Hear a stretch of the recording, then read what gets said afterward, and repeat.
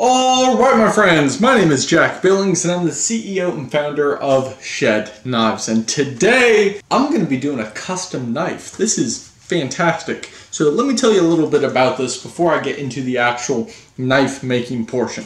Alright, so one of our very own Shed Knives viewers here on Shed Knives YouTube decided to send me some purple G-10. Now this just didn't show up out of nowhere. Jacob has been commenting on so many videos of Shed Knives saying, when are you going to do purple G10? When are you going to release it? When can I get a purple G10 knife? So I got to thinking, and I was like, you know what? This may present an opportunity because I will be selling 6 colors for the 2024 models, and I sold 6 colors for the 23 models, and purple is not one of them. So I thought, this may bring an opportunity for people to send in material that they want for their own, and that way I can get people cool knives with cool colors, and I don't need to stash like hundreds and hundreds of pieces of it because I buy so much. I was talking to Jacob about this just to set up the details, and I was like, this is going to be a test run for the 2024 collection. So we'll see how this goes, but let's get into the actual box. Let's see what we're working with. Since Jacob is going to be getting a Tuatara with the purple G10, figured I should be opening the box with a Tuatara. So Jacob, I'm going to set your knife down right here, and let's get into this opening.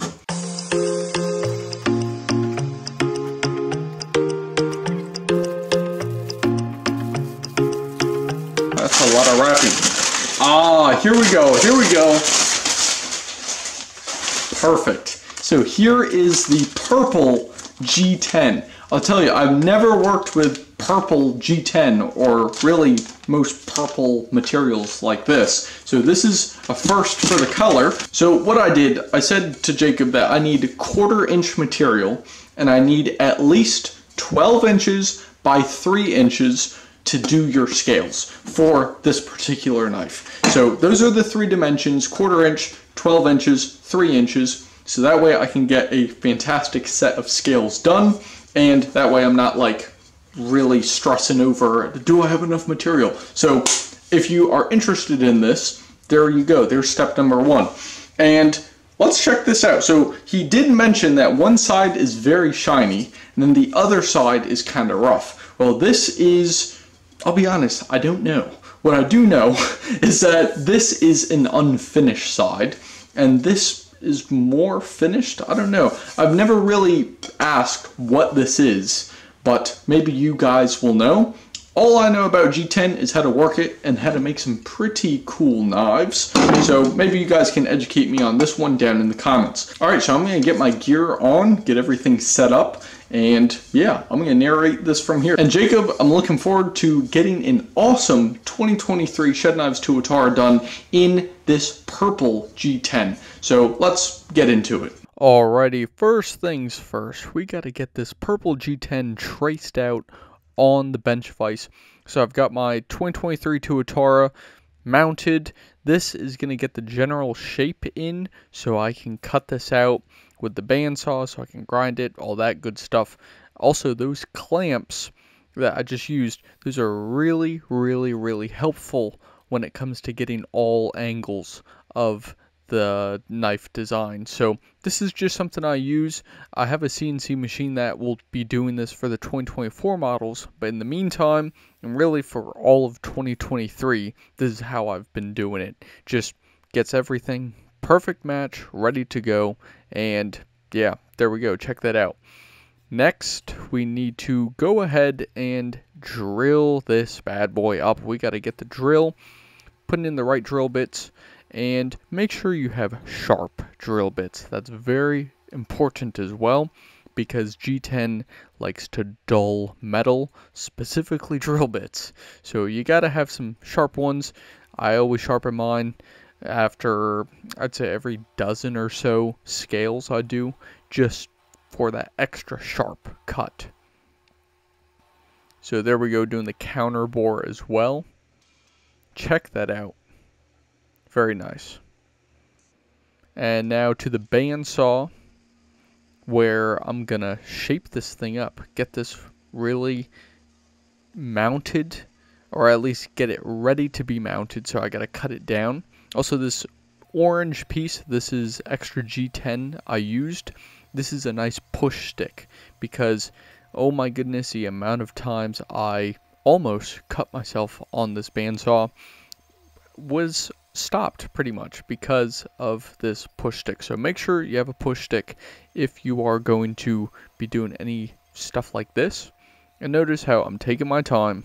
Yes, I did speed the video up so that way you're not here all day long. But anyways, just taking my time. I'm not gonna push the bit too far. I'm letting the bit or the bandsaw blade work for me. So there we go, getting the contour in. And yeah, this is coming together. Also, please note that I turned the extra pieces of G10 into a few other things. I made a G10 knife. I also did a few, like, I guess G10 lanyard beads. So I made a few extra things out of that. Not all of it went to the trash, so I was able to use that. But anyways, let's get this mounted. And the reason why I'm mounting these two together without the knife, it's because I'm gonna shape this on the belt sander. So I just took 2 bolts, mounted them. There we go. So it's perfect. This is basically how it's gonna look on the knife, and that way I can get a nice shape, and it's even, it's contoured, it's awesome. So here we are switching out the belt sander belts. This is I believe a Bader, because I know the buffer, one of them is a Baldor. So 2 very similar names, but I believe this is the Bader. Also, check out the white line. I put the white line on there so I can switch my belts even faster, because time saved is really more time you have in the future, and I want to save as much time as possible. I don't want to be here all day just working on one knife. So now just shaping up the edges, getting everything aligned. And then I'm working hardest to easiest, which the hardest part is the inside of the G10 scales. So I'm starting to contour those, really just even those out. Please remember, folks, you can always remove more material, but you can never add it back on. So that's why I'm taking my time, just bit by bit, little by little. I'm not rushing it. So get a general idea there. Now onto the actual contour part of it. Again, taking my time. This is I guess the most nerve-wracking part, especially knowing that I cannot easily replace the purple G10 because I was sent one piece. So yeah, so a little nerve-wracking, but start with the hardest part and then worked from there. Here we are. I'm keeping this like finished part on. That way I don't mess up my texture as I'm holding it. So I'm going to take care of that later on, so don't freak out just yet. But yeah, I'm going to do my texture later on. Taking those screws off. I have the blue tape down so I'm not marking up my G10 with the wood, because that wood absorbs a lot of dirt. So yeah, just keep that in mind. I got the blue tape there to keep it clean. Also, I'm checking my hands there to make sure they're clean too. And then at this point, basically, I'm just going to mount my knife, and I'm going to take a screw, like a literal screw, and just kind of scratch the edges of the G10 to see what pieces are sticking out. I was being very, very cautious with this set of scales, especially knowing, like I said, I can't easily replace it. So hammering this thing down, getting it on, and just kind of seeing the extra materials pretty much, so I can go ahead, jump back on the belt sander and sand those off. So we have a perfect fit. Again, scale by scale. Here I am doing the texture. I guess I did not record touching up the edges, but I did touch those up. Here we have that beautiful texture. I was not a fan of the texture, so I changed my 36 grip belt to a fresh one because I like it gritty. So I got nice textured scales. Fantastic. Turn that thing off and let's get these bolted on. You'll notice my bolts are very unique. I use flathead screws and I also use Phillips head screws for my setup, and it's because you can basically interchange them with the bolts on the sheath. They're the exact same bolts. That's why you see the little bits of rubber there, because they match, and it's just that interchangeability, I guess you could say, that definitely helps out in the long run. So wow, looks like we have a knife. Fantastic. So got the drill out. Now I'm going to just tighten these down, because you don't want your knife getting loose while you're chopping, while you're doing tough stuff. Also, now I'm going to tape this up. This is for the Kydex. Please note, there are better ways to do this. This is simply the way that I have right now. I will be changing this process for Kydex later on in the year, but this is just a nice basic start, I guess you could say. This is just the general idea for forming Kydex. The tape is going to allow a little layer of material in between the knife and the sheath, and it also won't like mess up your knife or your scales. So it's kind of a protective layer as well. But yeah, just shaping this thing up. It takes forever to take off. So I encourage you, get some good tape if you're going to do it this way. Here we are, cleaning off the Kydex. Clean. It's a dirty process, so you got to have clean steps. Or clean materials, excuse me. You got to have clean materials while you're working. Boom, customer call. I'm fast, I'm quick. If you call Shed Knives, I answer. And if I don't answer for some reason, guess what? I'm going to call you back. So, had to take a quick customer call. But boom, Kydex, here we go, 400 degrees, 46 seconds. Why 46 and not 45 or 47? Simply because I was like, you know what, an extra second wouldn't hurt. So, in the meantime, I'm going to get my gloves on. These are cotton gloves. Keeps my hands from burning from the 400 degree temperatures pretty much. Boom, get the clamp. Now we're taking the material off. Fantastic. Folding that in half. Call this the taco press or taco Kydex. I don't know. Taco something. You have hamburger and taco. This is the taco version because it's folded in half. There we go. All you gotta do is just crunch that thing down. Pressure. That's how you get a solid form on that Kydex sheath. Now, I gave this about 5 minutes to cool, simply because this was the first sheath of the day. Here we go. Again, clean the area off. Make it nice.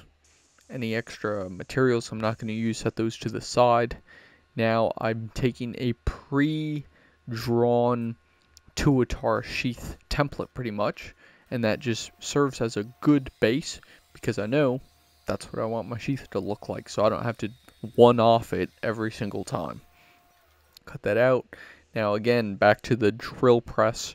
Change those drill bits, and boom, get into drilling. I also put a block on here, that way I don't have to change the height of my setup like throughout the day multiple times, so that just helps. Also, as I'm going here, and as you're watching the video, let me know what you think down in the comments below. If you know anything or you see anything you believe I could improve on, please let me know. This is why Shed Knives grows so fast, and it continues to grow and continues to get better. Every year, Shed Knives gets better and better and better. And even through the weeks and the months, much better in the meantime. And it's because of constructive criticism, or even destructive criticism, whatever you want to do. Just let me know how to be better if you see something. So that's how knives keep getting better. But in the meantime, right now I'm just going to get all of the Kydex grit out of the sheath. Using a nice sharp knife there. That's my CRKT M16. I've been carrying that for a while. Now, time for the grommets. I've seen people who like do the main grinding process of the sheath with the grommets on, and I just think if you mess up your grinding, like the main process of it, because right now I'm just touching it up. If you mess up the main part, well, now you just wasted a ton of grommets, and that's cash out of the bank. So, not my thing. If I mess up a piece of Kydex, it's better to just mess that up than mess it up plus my grommets. Again, cleaning this out, air compressor. The air compressor is probably like my third or fourth most used piece of equipment here. Oh, dance break. You gotta have fun. Enjoy the process. Enjoy the journey. I'm telling you, I dance all the time. Here are some nice moves. A set of earbuds helps as well. You can listen to podcast, music, silence, whatever you want to do. Now you get to follow me over to the drill press. Bang, let's make a Kydex. What is this? A clip. Gotta make the Kydex clip. I'm milling out the center. This is all the shedknives clips get done this way. By hand, 100% made in-house, except that Kydex. But everything else, for the clip, done in-house. Pretty cool. Now, I'm not sure why this is so shaky, but you get the general idea. Just cleaning up the clip, that's about it. Yeah, the clips are pretty straight to the point. You can do these yourself. I didn't show you how I made them simply because I had a ton of them already made. So, didn't make sense to do all that. But yeah, clips done. Now the knife, once the sheath is done, which you saw me finish that. Now I just got to take all this tape off. Now it helps if you warm it up. So if my Kydex press is not busy, I'll set the knife underneath the Kydex press. Just kind of warm it up. But wow, check out that beautiful 2023 shedknives sheep's foot. Sharp test. Oh, that is sharp. That is sharp. See, I can't even cut straight. It's that sharp. Oh my goodness. Wow. Slicey. And that's for an almost 1/4 inch thick fixed blade. Absolutely sharp. Check that out. Now, time to mount the clip. This is, I believe, the last process other than just like cleaning up some small pieces of the sheath back at the home office and then boxing it up, mailing it, all that stuff. But yeah, let me know what you think. I am now going to pass the microphone back to myself in the shop. All right, see you there. All right, my friends, I am very proud to say that this 2023 shedknives Tuatara in purple G-10 came out absolutely fantastic. I am a fan of the purple G-10. This, man, just the color of this, the texture, how it lined up to the blank itself, fantastic.